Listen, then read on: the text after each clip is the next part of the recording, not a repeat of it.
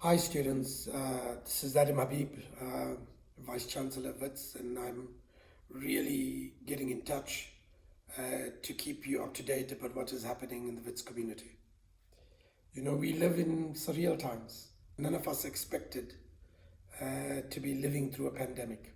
It's the stuff of movies. And as a result, we've had to make some very, very difficult decisions. The closure of campus, and at least the suspension of our academic program for the time being while we bring the recess forward. And we've had to evacuate our residences. I want to thank most of the students who willingly left. And there are some, I'm aware, who were very unhappy about the decision we made. I want to underscore that this decision was done in the best interests of the university community. We are informed by scientific experts, by experts in pandemics, who advised us that if we are going to close the campus, then it's important that we evacuate the residences, because they could have become a site or a hotspot for the epidemic itself. And so in a sense, that's the reason why we did it. Now, I do know that some people are opposed to it, and whatever I say will not make them happy. I want to make clear that our decision to evacuate was done in the best interest of the university community. It was a collective decision of the senior executive team and the council. And most importantly, it's informed by experts in pandemics, experts in infectious diseases. We will not make decisions on political grounds. We will not make decisions because of Twitter noise. This is a scientific institution. It's a research-intensive university. And what informs our decision is science, is evidence, and it's experts. That's why we made the decision, that's how we made the decision, and that's how we will continue to make the decision. Because as a university, we will be informed by the experts on pandemics and what they advise us on.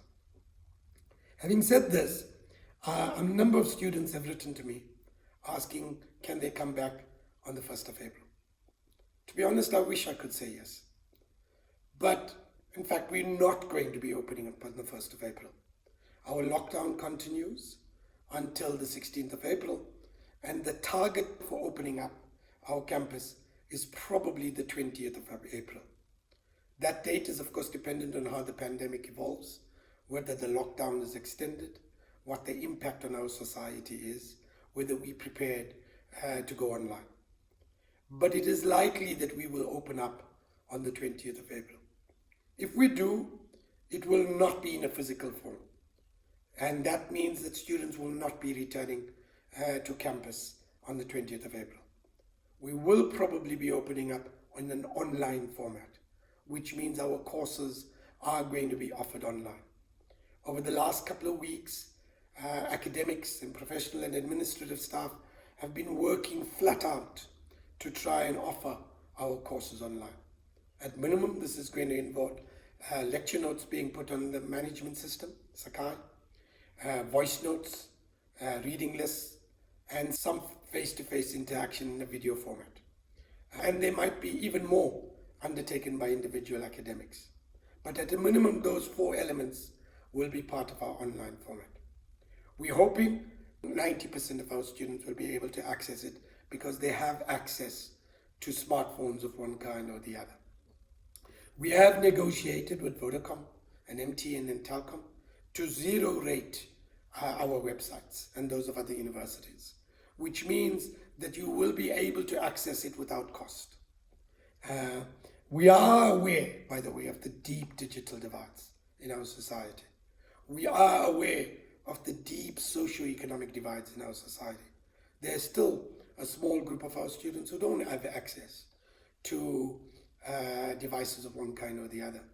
And we are in conversations with broadcasting houses, SABC and ANCA, if they can assist us to reach those students.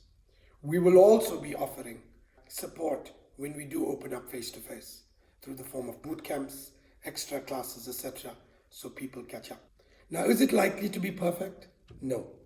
I think there are going to be struggles and teething problems in the initial days. But we are hoping to learn from those teething problems.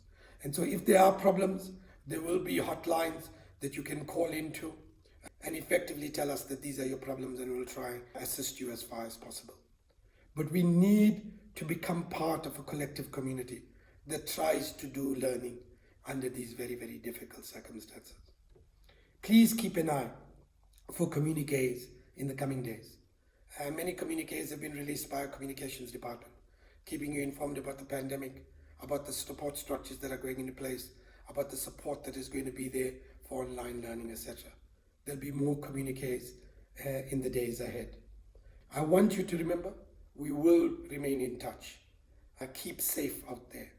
Remember hygiene, wash your hands, keep a social distance as far as you can, and look out for each other, because it's important that we cohere and remain as a collective Wits community if we are going to get through this pandemic. As the President said, we will get through it. And how well we do so depends on us. If we are able to act as a coherent and a cohesive Wits community, if we are able to do this, then we will get through this in the best way possible. Thank you, and I look forward to speaking to you again.